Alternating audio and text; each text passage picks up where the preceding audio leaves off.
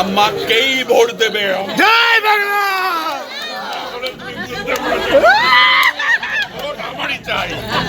ঠিক আছে, ভালো থেকো সবাই, দেখা হবে। ঠিক আছে, কোনো রাগ আমার উপর থাকলে পরের দিকে কান ধরে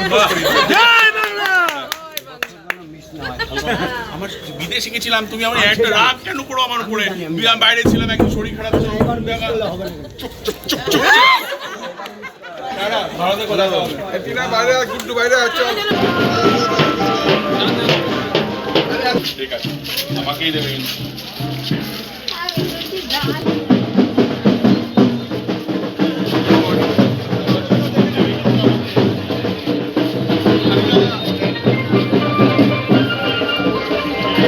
ব্যারাকপুরবাসী তাদের আশীর্বাদ রয়েছে, আমরা নমিনেশন জমা দিতে যাচ্ছি। জেনে রাখবো যে আমরা জিতে গেছি।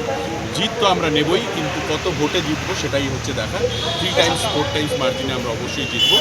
বিজেপির যিনি প্রার্থী আছেন তাকে আমরা জামানত বাজেয়াপ্ত করবো কথা দিয়ে। বিভিন্ন সমীক্ষায় দেখা যাচ্ছে এবার তৃণমূল কংগ্রেস সরকার করতে যাচ্ছে, কি বলবেন?